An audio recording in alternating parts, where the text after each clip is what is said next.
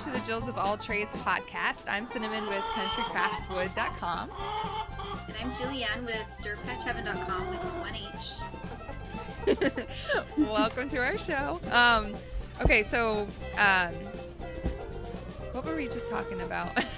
We were talking about scriptures. The scripture verse of the day.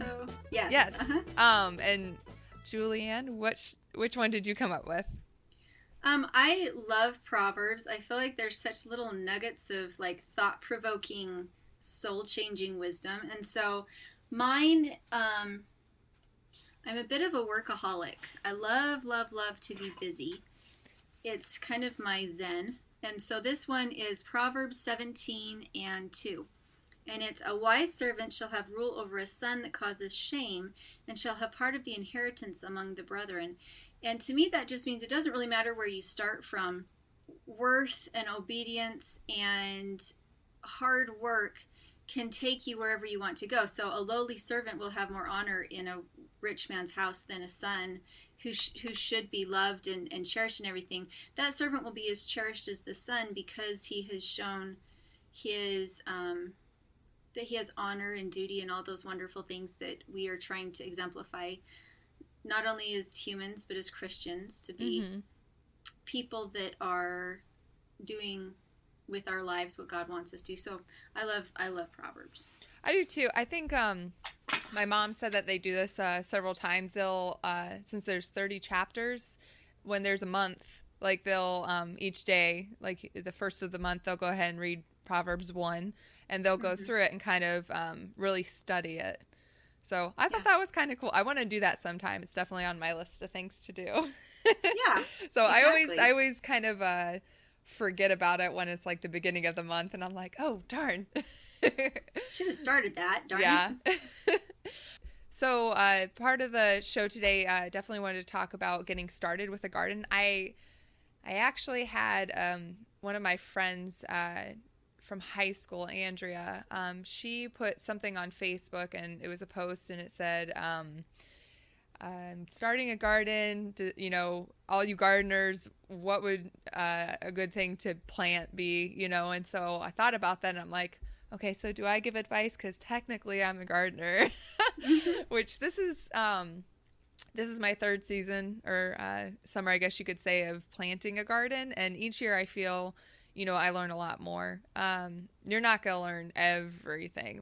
There's so much to learn. So just starting with the basics, I think, so that's kind of what I wanted to go over and just see what's the easiest thing to plant, what's maybe less maintenance. So if you have 5 or how many things would you start off with? Would you have people start off with a small garden or medium size, or how big would you do if you were brand new, didn't ever garden before, didn't know how to do it or anything like that?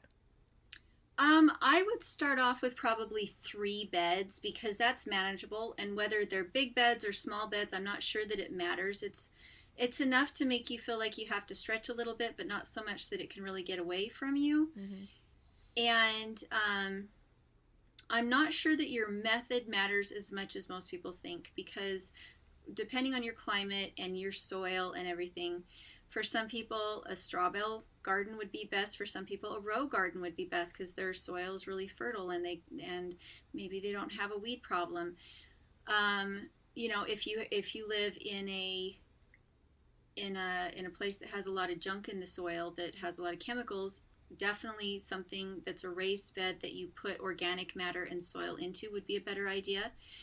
And so for me, I think it's a lot of it has to do with education about your soil, going out and sticking a shovel in the ground and seeing, is it hard to get the dirt up? When you're growing grass, how hard is it to get the grass to be healthy?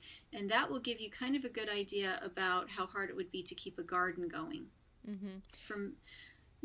I did want to ask real quick, you said a straw bale? What is that? You can take it. In essence, what it is it's what you would give your chickens for bedding, but it's still in its bale. Okay. And you can also use alfalfa hay.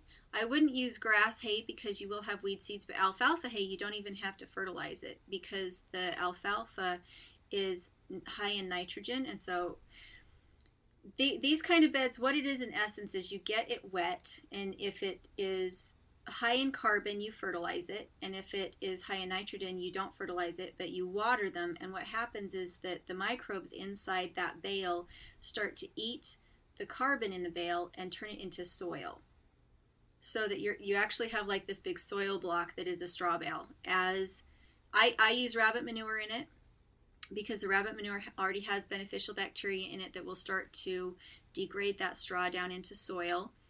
And pretty much all you have to do is add water, and eventually the straw bale breaks down. If you've ever seen my greenhouse with all the big beautiful plants in it, all of that was built on straw bales, because my soil is just cobblestone rocks with a little bit of silt in between. It's wow. like trying to build a garden in a road, like a gravel road.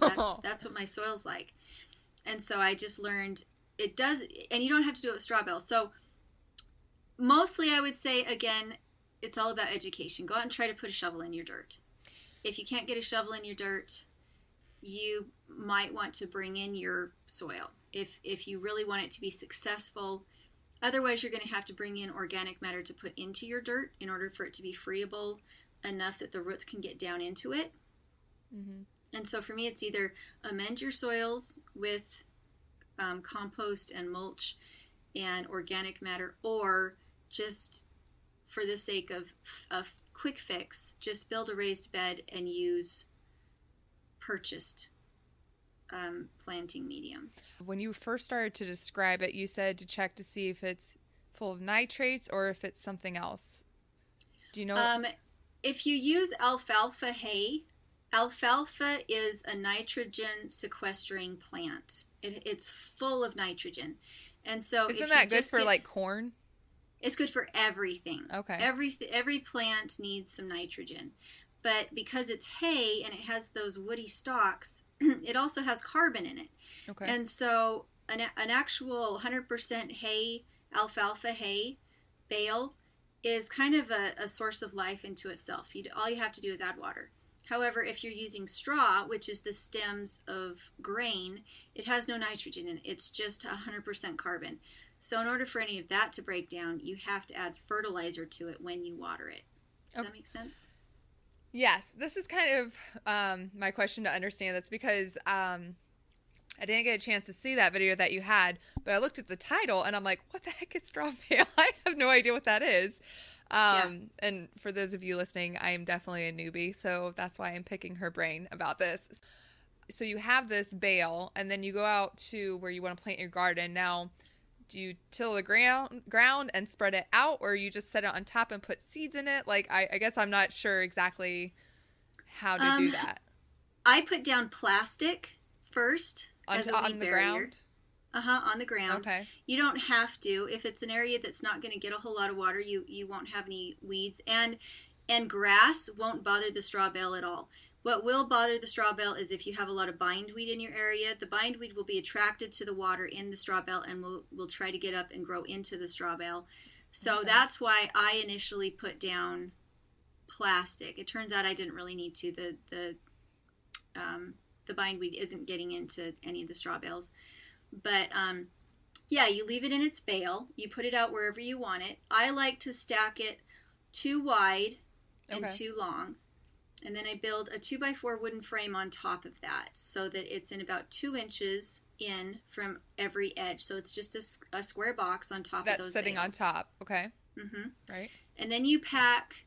You can either go get ammonium sulfate, which is grass fertilizer, and you can put that on and water it in. Or, which is what I do, I get rabbit manure. And I take about 2 inches of rabbit manure and spread it all over the top of those bales. Okay. And then for about a week and a half, I go out and water it every day. Okay. And then I put about 2 inches of peat moss mixed with perlite.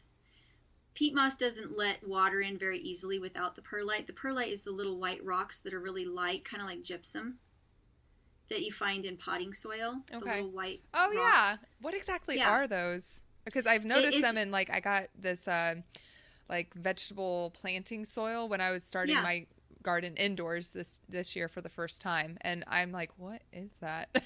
I Yeah. wanted to take them out because I'm like, it's blocking my seedling. That's what I felt. Yeah. But what is it? It holds air pockets into your, like, peat moss is a very lightweight, cheap planting medium. It has no nutritional value, and Oh, it will actually form a crust on it that won't let water down into it. So the purpose of the perlite is to hold air pockets in the peat moss so that water can get down to the roots of your plants. If you just do peat moss, there won't be enough water. If you put perlite in with your peat moss and mix it in really good, then it allows water to percolate and it allows air into the planting medium. okay. So if you get these hay, the bales of hay or of alfalfa, is that what you said? Mm-hmm. And then you do your board, and then you put rabbit manure. Could you just get the like planting soil that has those in it? You could, but it'll be super, super expensive. Okay. You can buy a big, huge bale of peat moss for like $12, and you can get a big, huge bag of perlite for about $12, and you can make your whole bed, your whole 4x8 bed with just those two bags, instead of having like like 6 bags at $6 a piece, right? That you're trying to fill it with. 3 times as expensive. Well, yeah, it's so expensive. The 12 and 12 would be 24. Okay. Yeah. Where would you get those things? I just go to a nursery, like a tree nursery. A lot of times they'll have it in bulk because it's what they use as their planting medium for their trees. Okay. And you can just mix them yourself, and it just makes it cheaper. And that way you can also get the ratio that you want. I like to go pretty heavy on the perlite. Okay. Because the straw bale or the hay bale underneath will also absorb water. So any water that you put into that planting medium, it doesn't just run out on the ground and create weeds. It actually gets absorbed by the straw bale, which holds the water. And then once the roots get through the planting medium, they actually grow into the straw bale. How did you learn all this? Did you learn that? Because I saw that what did you get your degree in? It was in environmental science. That is awesome. It is awesome. When Derek and I first saw that, we're like, oh man, this is how she's hardcore. Like, she even has a degree in it. So is this something that you learned in college, or did you learn from your mom? Because I know that she's very, very informative from what I understand. My mom has done a lot of different things, but she kind of stops at more traditional gardening methods. For me, because of my degree, I was in college and they were telling me about how public policy rarely fixed anything. And I was so looking at them like, well, tell me something that will fix it.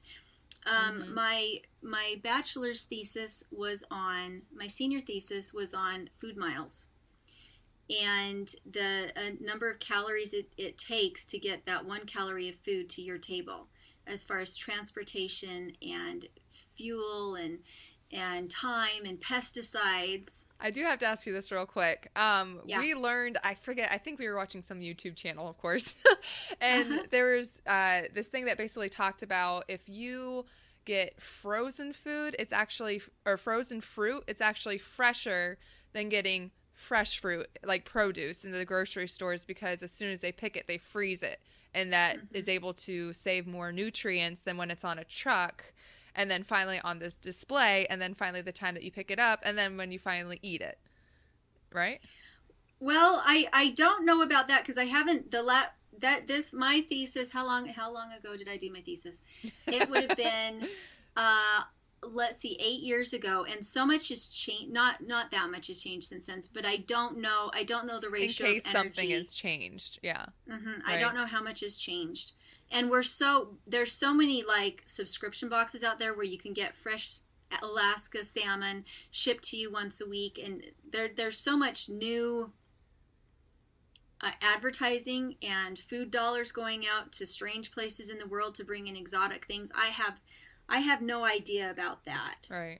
But it is the reason why I was so focused on homesteading. Was I said, okay, so even my professors are saying that usually political dogma and political policies damage things more than they fix things. I mean, so much has been destroyed by political policy, when if they had kind of let the market lead things, Mm-hmm.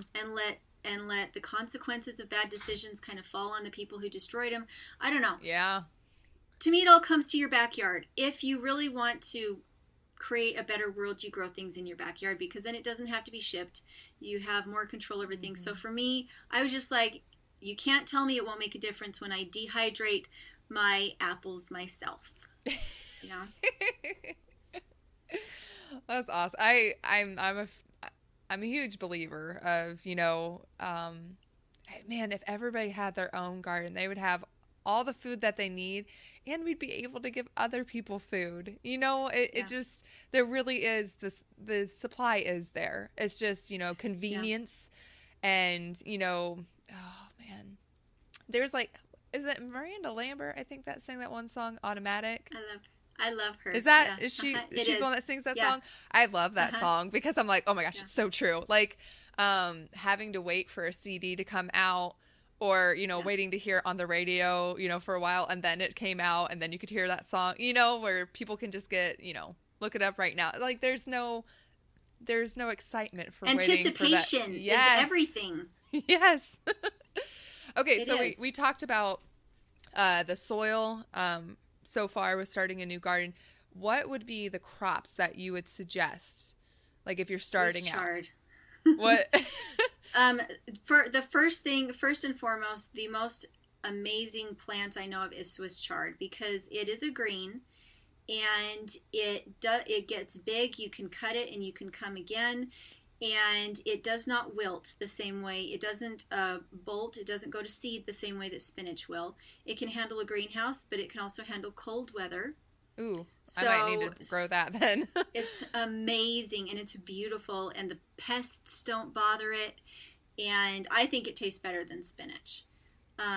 Is it comparable to something else, or is it just basically so it's very better than comparable to spinach, but it tastes better? Okay, so it'd be like something you would use in a salad.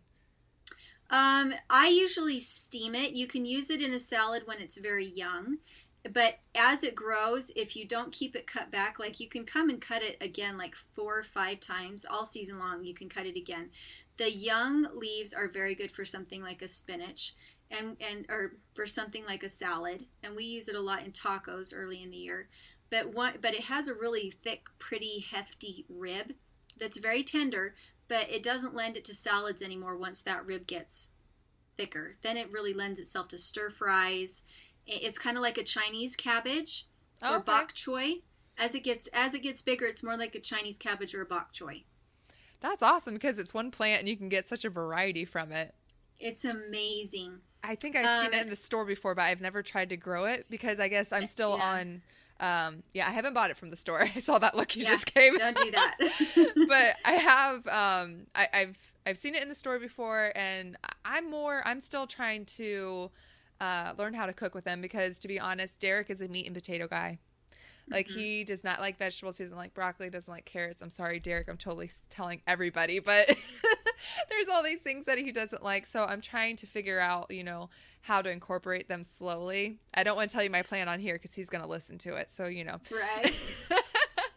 But so I've been like, I grew lettuce, which is pretty good. There's a Mexican dish that I make that he really likes. And so I've, during the summer when the lettuce comes in, because I don't like buying it from the store. I don't know. There's just something about it that just does not, I don't know. But during the summer when we have it in the garden, I'll pick that and cilantro and then tomatoes. But I always end up putting my tomatoes out too late because I grow from like seed, which we'll get into that. But okay, so what is it called? Swiss chard. Okay, so that would be a crop that you would suggest. What would be another crop? If you're starting? Peas, because you can grow them really early and you harvest them, and you can grow them as long as it doesn't get like sweltering hot. In our climate, you can grow them all year round, and they never have a problem with getting stringy. That is awesome. I love peas. Yeah. And there's different varieties. I plant 3 different types of varieties. One is a snow pod, which is lovely to eat just as the pod, and then you have sugar snaps, which are kind of like a snow pod, but again, you eat the whole pod. And then I do the picking shell peas where you can pick the peas inside. And so with the three different varieties, they all love different kinds of weather. Mm-hmm. And so you have a long harvest, and you can succession plant them. And they produce a lot too. Mm-hmm. They I feel that they grow very fast. Mm-hmm. Last year in Ohio, I was very upset because I actually, I actually got a ton planted and everything like that, and then we got flooded where we had to hook up a pump and then like have it go from the garden to like down into, the ditch. And Mm-hmm. for over 2 hours, we were pumping water out of my garden. Oh, And wow. the two things that I wanted to live and to, survive the flood was cucumbers and peas. And the two Mm-hmm. things got destroyed were the cucumbers and the peas. I'm like, really? Right. So That's how it I was works. very disappointed in that. So I definitely already started peas indoors. I think I planted probably about like 20 plants because I'm like, I hope at least one, makes it and stuff, because my mom likes peas too. And I don't know, anytime I get the same excitement about gardens that she does, because she's like, oh, there's nothing better than peas from a garden, or oh, tomatoes from a garden, oh, or cucumbers from it. Like anytime you hear her say any kind of vegetables from a garden, like there's that huge excitement in her voice, and it totally carried over because I love that it's right there and it's right in my house. Like I don't have to go Yeah. anywhere. It's the freshest ever, and I'm so excited about that. Okay, so peas, Swiss chard, and then what else? Oh, for peas, you might want to tell or mention something that like to set up so that they grow up. Trellises. Yeah, definitely want a Um, trellis. um, it's kind of like a little fence because peas will vine up, and if you don't have them something for them to vine up, they'll fall over and they'll die. So you need to have and I was going to ask you actually, because last year I didn't really have one, so I don't think they would have survived anyways. So we have these two rods I'm going to put in, and I don't want to go out and buy a fence or any kind of fencing thing, but we have chicken wire. Would chicken wire be rough for it, or would that be okay Mm. for them to? Yeah. Yeah, you can use anything. You can just use string tied between them, and just have, you have to train them up a little bit, but chicken wire is even better. Okay, awesome. My mom heard, this is like years ago when I just thought about starting a garden. She said that if you were going to grow peas or anything that needs help, like sitting on something, that you can use pantyhose. That isn't gonna like to help hold them up. But like You now, could. I just didn't know if that would get in the way at all. But I mean, now kind of thinking about it, as long as you train them, they'll go their own way. So you don't really need something like that. But Right. I was gonna ask you this one quick question. If I don't have the racks that or the cages that you put around tomato plants, and I don't want to go out and buy any, is there anything that I can make, like for them to hold it up and stuff? Yeah, you can just take like four stakes and put them in the ground, and then use string to just create a square here, or you can use wire and take another one, create another square. As long as whatever you're sticking in the ground is pretty stable, you could Mm-hmm. use string, you could use twine, you could use wire. Okay. The tomato cages they make now have a tendency to be so spindly, and the welds are not on very well, so that if you get a really good tomato plant, that tomato cage can't even hold it up anymore. 20 years ago when we were kids, they made them pretty strong, but now every tomato cage I have purchased has been horrible. I was talking about that with a client the other day because we were talking about how like when they made refrigerators back then, like you could have a freezer from like 50 years ago that still works, and then Mm-hmm. they Yeah. make it just the quality of it, like, yeah, it's more efficient as far as energy and stuff, but it doesn't last as long, and so then you have to keep replacing it. So it's, I don't know, there was a lot of things that I don't know, I just feel were a lot better back then, Yeah. Yeah. than nowadays. But Yeah, okay, and which is why it's good to have skills now, is because yeah. and a little bit of ingenuity and a little bit of research at the library. And I've seen some amazing tomato cages that people have just used from scrap lumber. I mean, you can make it as pretty as you want. You can make it as crappy looking as you want. And all you really need is a little bit of hardware and to make sure that it's just either it's stuck in the ground really good, or you have it built square enough that when that tomato gets really heavy, it can hold its weight. Yeah. You know? Yep. So peas, Swiss chard, and then what would be like a third one? I love summer squash. This is the thing for people who hate vegetables and hate summer squash. I believe you should really try Asian cooking and steaming of things. Like, for instance, my husband hates vegetables. But Hey. his mom boiled everything. She boiled everything for like 10 minutes so that everything was really mushy. And I found that was steaming, like a basket steamer in a pot, that suddenly my husband's like, hey, that asparagus was pretty good. It wasn't slimy or anything. I can handle eating this. The same thing goes for summer squash. I love to cook summer squash, and I cook it with sliced onions in butter. And it is my go-to summer food. It is so delicious.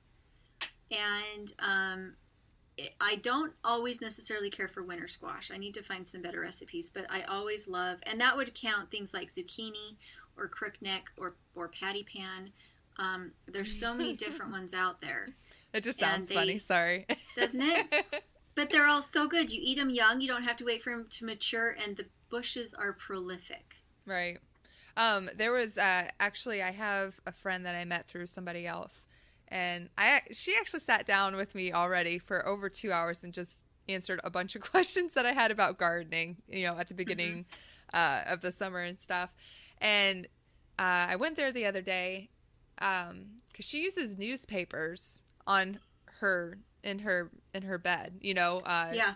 It helps with like the weeding. It's biodegradable. And so she had that method. So I was actually dropping off newspapers, and she gave me some asparagus, and I'm like, ooh, and I'm like, how can I get Derek to eat these? So I put them on a pan, and I put them, like, I did the oven for 350, and I put them on a pan, and I put olive oil, and then I sprinkled on some basil that I had from my garden from last year. I did oregano, Italian seasoning, garlic salt, and I put some mushrooms and then some potatoes in with it, and I just cooked it for like 10 minutes, because these were already cooked potatoes. So I put that in for like 10 minutes, and then and he said it was pretty good, and he ate it. So, but sounds delicious. I do want to ask a question. When you steam veggies and stuff, does the nutrition of the veggie go like less than half, or like how much of a decline is it unless you're eating raw? Because I mean, if that's the only way that certain people will eat them is steamed, it's better that than nothing. But I was just kind of curious. Boiling takes a lot more of the nutrition out. Boiling takes a lot more out than steaming does. Okay. You leave a lot of the nutrition in the water when you boil it. Now, Price Pottenger Society, Nourishing Traditions, the book by Sally Fallon. Okay, so for people who want to eat a holistic, traditional diet according to your own ancestry, Nourishing Traditions is about how to do that. And they say that greens are meant to be boiled because it takes it's not phthalates, it's like oxalates. It takes all the plants have something in them that make you get sick if you eat too much of them. Really? Because they don't want to be grazed anymore. And so parts of green, there is something in greens that is toxic if you eat too much raw. And that's, so people who eat green, a lot of smoothies with a lot of green, leafy greens in it, can develop a calcium deficiency. I think that's what it is, a calcium deficiency. What? Because it actually shuts part of your digestion down if you eat them too much when they are raw. Wow, I had no idea. Because, I mean, you think if it's a good thing, then you should have a ton of it. The more the better. Right. Oh, wow. And so with fresh foods, With you, it's good to do your research. It's good to do your research on any foods just to see it. Like, I don't know. I love to read the Sally Fallon stuff because she talks about traditional diets and why people did what they did in their preparation of their foods. So it's a good scientific education about this is why they boiled their greens. This is why they cooked their chestnuts this way. It's because they didn't know this, but there's a poison in it that if you eat chestnuts raw, you're going to die. Type of thing. And so it's just a good food education about why traditional foods were cooked the way that they were. What was that book again? It's Nourishing Traditions by Sally Fallon, and it's the Weston Price Pottinger Foundation, and it's about eating foods the traditional way that they were meant to be eaten. Speaking of books, do you want to mention what we're gonna do with like the different podcasts? Yeah, I think we should because I think people would find it really interesting. I'll let you take care of that if you'd like to. Okay. But as far as the Patreon goes and the podcast goes, we're kind of thinking that with each interview that we do, every podcast that we do, we would each take and make a little ebook of the principles that we were each pointing out and teaching in the podcast. So it's kind of like a cliff notes of principles that we think are important. And so we're going to try and keep the podcast down to like topical so that so it's easier for us to write them. But then people who are on a certain Patreon tier would be the ones that would receive the download for the book for that week, if that makes sense. Right. Does that sound right? Yeah. Yeah. There wasn't one more thing about steaming. I've never steamed vegetables. I don't know how to do it or anything. My mom got me this basket that it looks like a light wood thing. And like a bamboo? Yes. And she's like, oh, yeah, this is for steaming. I'm like, thanks, Mom. And I take it, and I'm just like, what do I do with this? Like, how do I use it? You said you just boil some water, and then you just put it over? Like, so it's just on, like, the top of it? So that the steam comes up and cooks them? Like, how long would you do it? Yeah. It depends. It's kind of on a as-you-like-it basis. The one that I use is a basket that, like, folds out like this and closes in like this so that it'll fit in any pot. And so you put, like, 1.5 inches of water in the bottom of any pot. You put the basket in, and then you put the lid that belongs to the pot on top, and it steams like that. The bamboo, I've heard really good things about the bamboo, but I've never tried the bamboo. I don't know if it works on the same principle. Does it have a lid?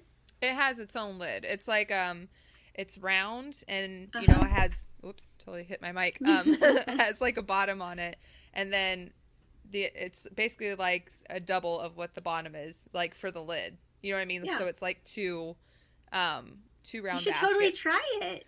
So I would love to hear how it works. I have no idea like how long to do it or... Yeah, just put a couple inches of water in the bottom, have your clean veggies, let it come to a steam, put your veggies in, cover it up, and then usually it takes 2 to 5 minutes. Oh, okay. Oh, that's not... Yeah. Okay, so a lot of people don't do healthy eating because they say it takes too long or whatever. That is not long at all. It's not long, yeah. It's very, very fast, and it tastes so good, and it keeps it from getting mushy. Yeah. So... the other thing I wanted to talk about, which I kind of have, well, it's not a funny story. It's kind of sad, but what I wanted to talk about was Monsanto. And for those of you who don't know what that is, it's a huge seed company that basically when they were very, very young, they were not taught how to share. And the reason why I say that is because their seeds, if you plant them, whatever fruit or veggie or whatever, it produces, the seeds in that you can't plant and nothing will come from it. They're basically sterile. Like you cannot use them at all. So you have to go. Terminator seeds. Yep. So you have to go and buy more Monsanto stuff. So you have to make sure that you research whatever seeds that you go out and get to see that they're non-GMO and right. And if it says non-GMO, then they will produce.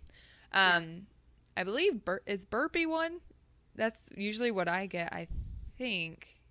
I don't like burpee very much. Oh, you don't? What would you prefer? I I prefer the small companies. Anything like Burpee, they are a conglomerate, and a lot of times they've been bought by companies like Monsanto. Oh. And they can say that they've been in business for 150 years, but the thing is that the parent company becomes Monsanto. And a lot of the big glossy commercial catalogs that you get from nurseries and seed companies are actually all from the same parent company, and they're not independent anymore. So where do you go to get like smaller like seeds from small time places? Because for me, I usually just go to Menards, and that's where I get my seeds. And then some of them I'll whatever fruit I get from it or vegetable, I'll go ahead and pluck all the seeds out of that, and then I'll use those, and I'll just keep using those. So I don't really buy a lot of seeds. But like, where would you get them? I have a few favorites. As far as germination and quality of what comes out, my top favorite is Territorial Gardens. They have amazing seeds. And then after that, I have Seed Savers, which those are heritage heirloom seeds that people, grandma's backyard pole beans type of thing. They're dedicated to saving heritage seeds that come from certain areas. So Seed Savers, and then there's Baker's Creek, and then if you're a YouTube buff, Michigan Gardener, he sells heirloom seeds, and his are so stinking cheap. You can get his for, I think it's 99 cents a package, and they germinate really well. They're smaller packages, which I like, because a lot of times I feel like the bigger packages I can never get through them. Mm-hmm. But I buy new seeds every year, and I'm a little bit of a seed hoarder. If I love seeds, I'll buy them in bulk, because I know I'm not a fantastic gardener. I'm not. I like to overseed a lot, mm-hmm. and then wait and see what does best, and that way I can verify that I will have a harvest. And so when I find a type of seed from a company that I love, I will buy it in the pound rather than in the packets. That's awesome. Okay, Yeah. So I had to tell you my story real quick.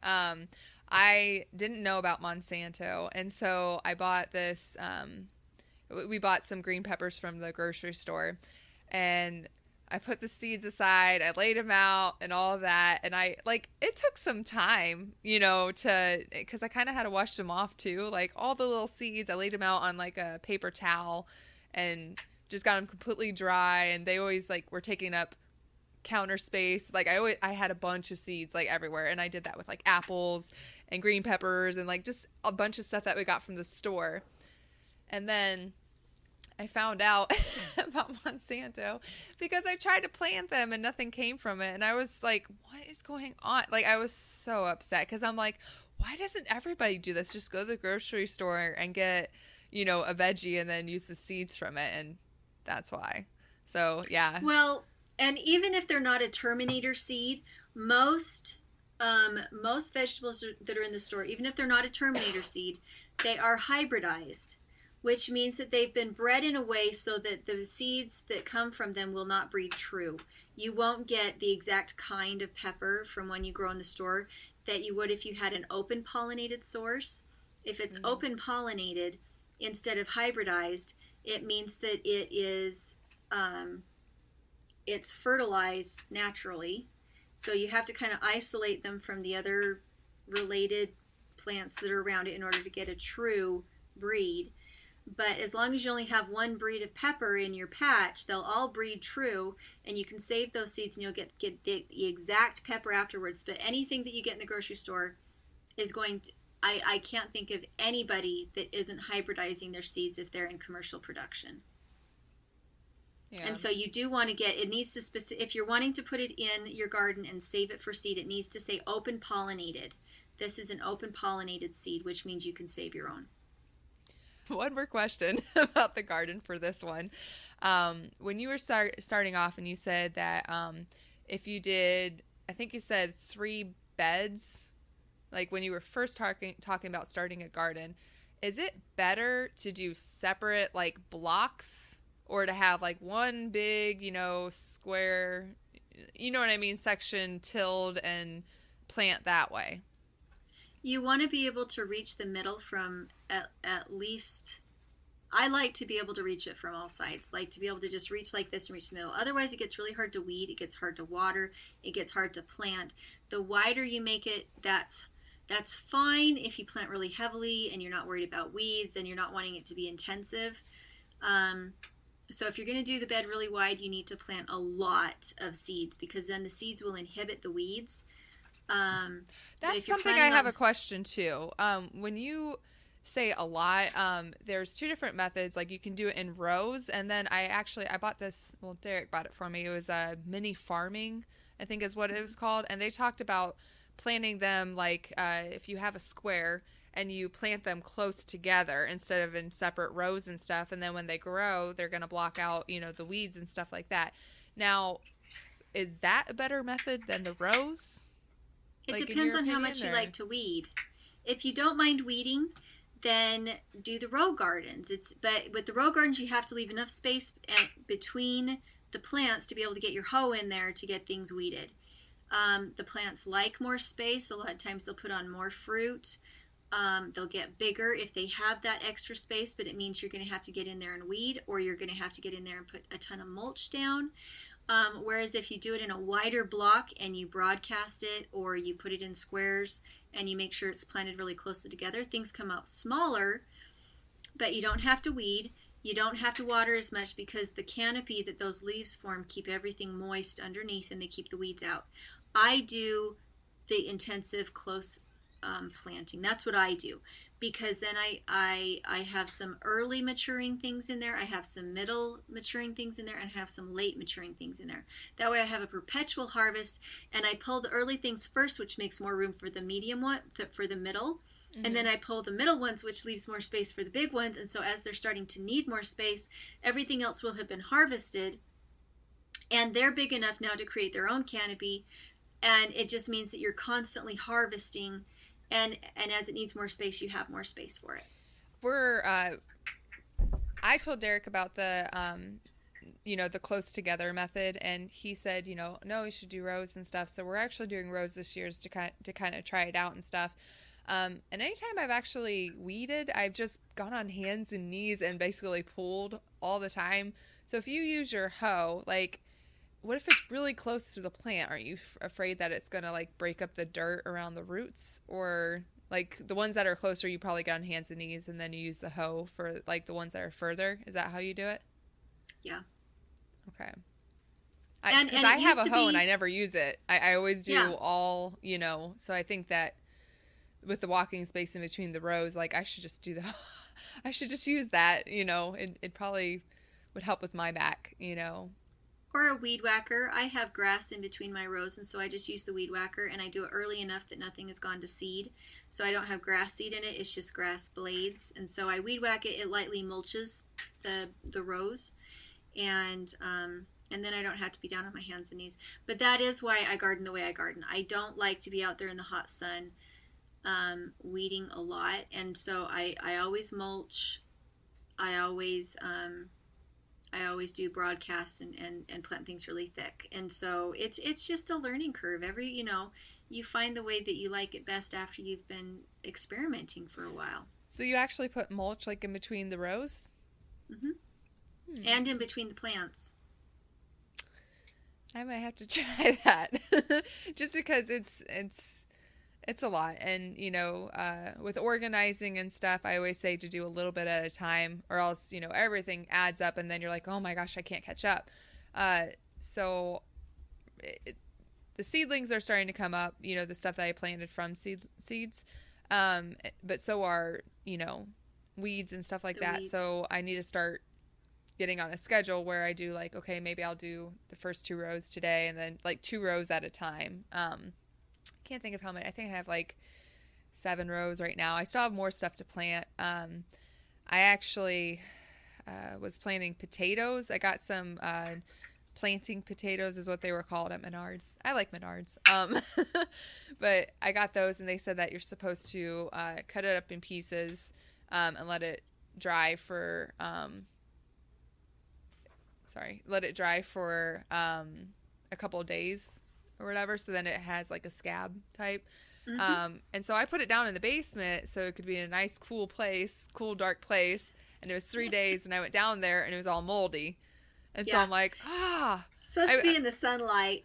see, I didn't know that. Because it said it kept talking about, the reason to do this or this is because they like cool weather and that kind of stuff. So I'm like, oh, okay, so I'll make sure it's a dark place, and yeah, all mold. And so I'm like, man. Yeah.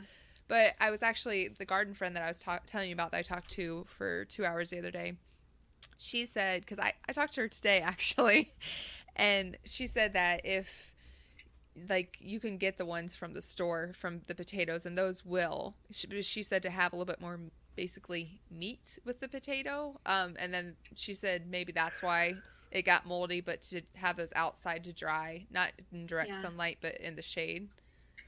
Okay, so that your face, are you not? It depends on the potatoes. Most potatoes that you find in the grocery store have been sprayed with sprout nip, which means that it makes the potato rot rather than sprout. It's a chemical they spray on it when it goes into storage.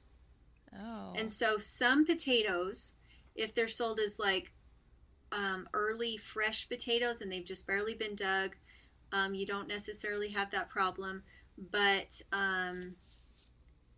it's why it's hard to store boxed potatoes, is because they have sprout nip on them, and they will rot before they will sprout. I bought like, in the grocery store they'll have either bags or they'll have like the individuals. I bought 2 of the individual red potatoes and then 1 of the sweet potatoes that looked like it had strings coming from it. So do you think that those would be okay to plant? I don't know. What you want to watch for is they need to be in some sunlight, and that's what will it'll dry it out a little bit, but it will start to stimulate those growth nodes. And it doesn't have to be in direct sunlight, I guess, but it needs to have sunlight. And then you'll start, if it's going to be willing to go, you'll start to see the nodes start to grow, and that's how you'll know, is that if it just sits there like a cheeseburger that's never going to rot, then it's been sprout nipped. But usually the really thin-skinned potatoes that are like the reds or the Yukon Golds, they haven't been sprayed with sprout nip because they're an early summer potato. They're not meant to be in storage. They're meant to be eaten fresh, just without being in the packing house for very long. So they may not have been sprayed with sprout nip. So I can cut them up and put them on a paper towel, like outside to dry for a little bit then? Outside, I would just have them inside next to a window. You can take them outside, but if you take them outside, do put them in a little bit of light shade, because it will kind of burn them. It needs to be not necessary. It just they need access to light, not necessarily like burning sunlight, but just they are light activated. Those roots are. Okay, and she said that you can try for to plant them right now because it's hot. Because usually they like cooler temperatures and stuff, so it'd be easier. Yeah. It'd be better, at least for Ohio, to plant them earlier in the year. She said around March would be good. Yeah. So it's so interesting to learn all about that, and what plants you can do what time of year. Because I thought that it was just only a couple months that you can plant stuff, and it depends on what state you're in, and which variety of the plant. There's some plants that really do want to be planted in March, but some of them want to be planted in July. And so if you do a little bit of research on the plant itself, there's so many different varieties out there. Like, you can plant all year long if you want to. Right. So that's really exciting too. Yeah. So I'm trying to think if there's anything else that I had for today. I think I just wanted to talk about basically, Derek had a question. He said, can we use mulch grass between rows? Like, heavens, yes. Yeah? Oh, yeah. What if... It makes the best mulch. Okay. If with a lawn care business, you have got it made in the shade. So he can basically... bag people's stuff, and then the only thing I was worried about is that what if the wind blows that grass over onto the plants and stuff? Like, would you mix it with something, or just put it down and it's good? Yeah, just put it down and put it down thick enough. Your wind would have to be really strong to blow enough grass over to actually hurt it. You can put it in between your plants individually even. and it will just hold weeds back, and it won't smother them as long as they have a good startup out of the ground. Just lightly dust it around, and as they get bigger, add just a little bit more. And the more you put on, the happier it will be. It will hold in your moisture, it will hold in your fertilizer, it will keep the roots from getting too hot. I mean, it does. Mulch is amazing. Okay. I should probably definitely try that, because I guess for me, like the big question this year, we went ahead and opened up Saturdays because I was working Monday through Friday, because I had word of mouth is great, like referrals and stuff, and so I had more people who wanted my service, which was, I'm very, very blessed. And so I opened up Saturdays so I could go ahead and have them. And Derek's like, are you going to have time for a garden?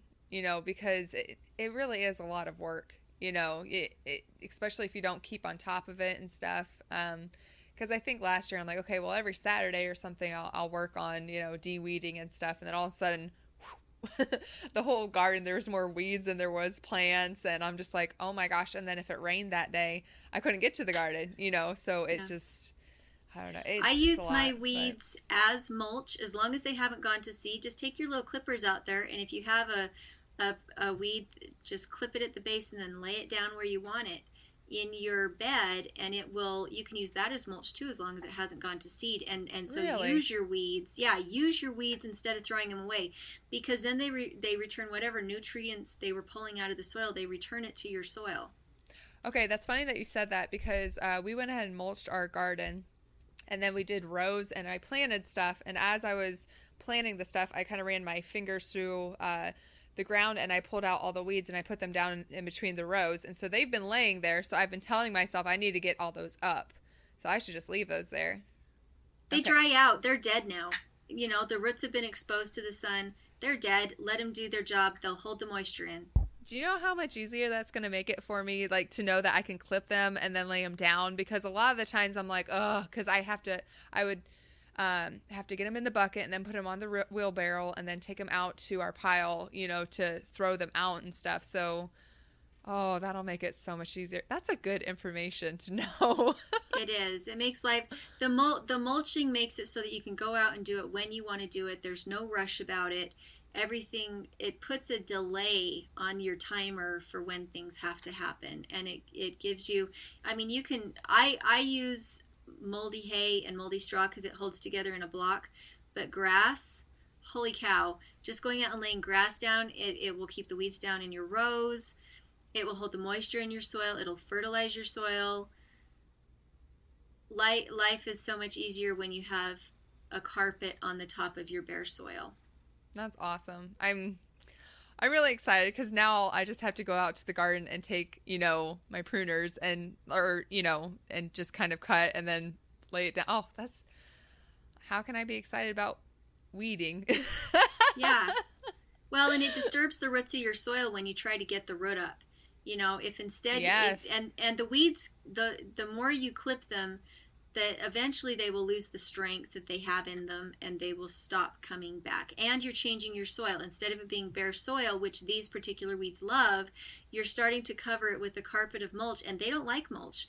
They're meant to be primary invaders of the soil that change the soil for things that come behind that need different situations. So once those primary invaders find that they're not needed anymore, they go away. Julianne, God bless you for all the information that you have and that you can share. Seriously. It's the laziness bug. I've got too much to do to worry about babying plants. No, I'm very thankful, because anything, and I'm really big on this, anything that can reduce your stress, you know what I mean? Because you only have enough hours in the day. And if you're realistic about what you can do. And I was kind of thinking, like, okay, how can I set this up? Because I leave at like 6:30 in the morning. I don't get home till 6:37 at night. And then it's eating dinner, and then working on the podcast, or budgeting, or doing my calendar, or doing, interacting with clients to try and, work with their schedule if they have vacations coming up and all this other stuff. So it's, and I want to do this garden so bad. So that'll definitely help. So thank you.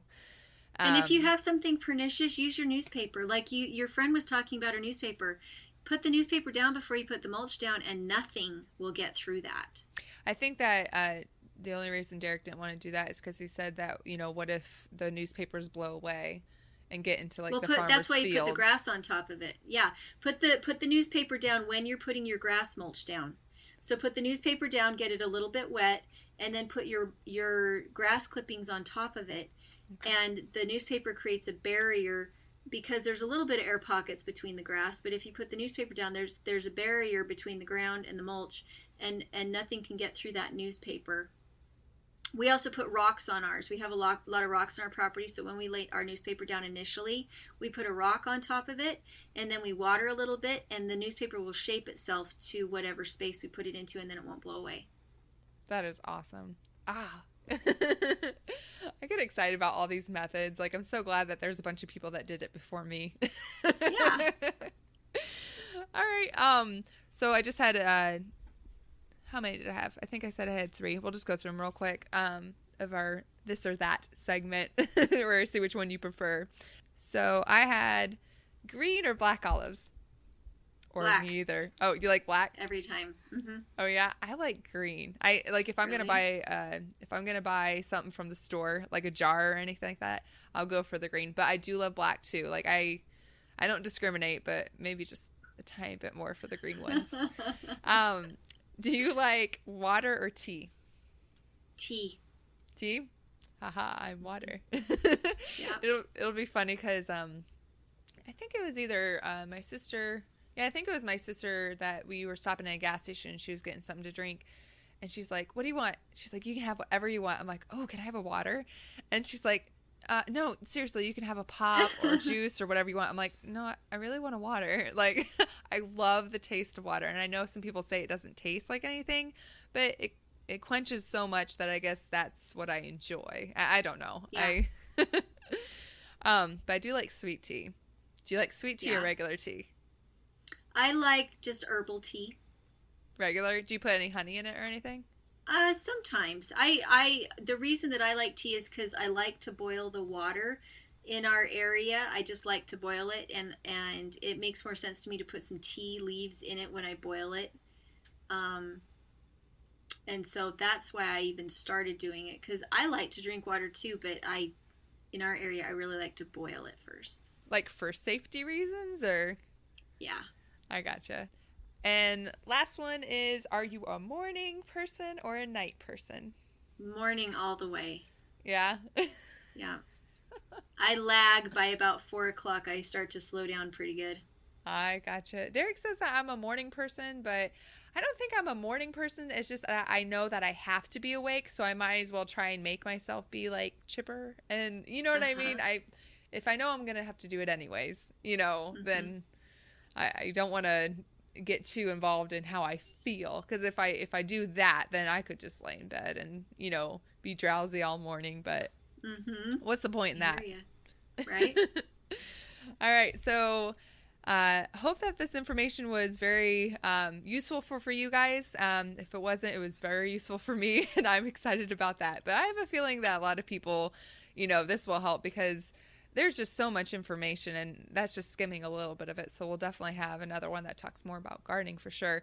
And if anybody has any questions, we have an Instagram. It's Jill's of All Trades Podcast. That's the Instagram. So you can go on whatever picture you want and, comment on it, ask any questions that you guys may have, and we'll definitely try and involve those, because if we know that it's a question that somebody has out there that we can answer, I don't know, it's very gratifying, that it'll help somebody. And we know it will, because you guys are the ones who are asking these questions. Or you can email if you don't have Instagram, and it's Jill's of All Trades Podcast @gmail.com. And then huge thing, the biggest way that you guys could help support us, 2 ways. One, donate through Patreon. It will also help us not have any commercials, and we can use it for getting better equipment to do the podcast, and it'll help us be able to do it more frequently. There's plenty of different things that it'll definitely help us with. And then the other way is that if you rate us on iTunes, then our podcast will show up on the What's New. search. And so anybody looking up a podcast might actually just come across our podcast if you don't already follow Julianne. So getting the word out, that would definitely help us. So we hope that everybody has a wonderful day, and always remember to celebrate the achievements, no matter how small. Be thankful to everyone, every single one around you. It definitely makes a difference in somebody, even if it's the cashier at the grocery store. Because I actually have some cashier friends, and I keep hearing on Facebook how people won't even look at them or acknowledge them or say anything, and they're like, "How are you?" And then they just look at their phone or do whatever, so eye contact, smile, say hi to everybody, and remember all the blessings you already have in your life. Acknowledge all of those, and you make a list. I have a blessings book, and every single day what I'm thankful for, because if you ever are having a bad day and you feel like nothing's going your way or anything like that, if you look back on that book and you actually, it reminds you of what God has done for you, what he's blessed you with, it can definitely help with your mood. So hope everybody has a wonderful day, and thank you very much for joining us. Bye. All right, bye. All right, that was pretty good.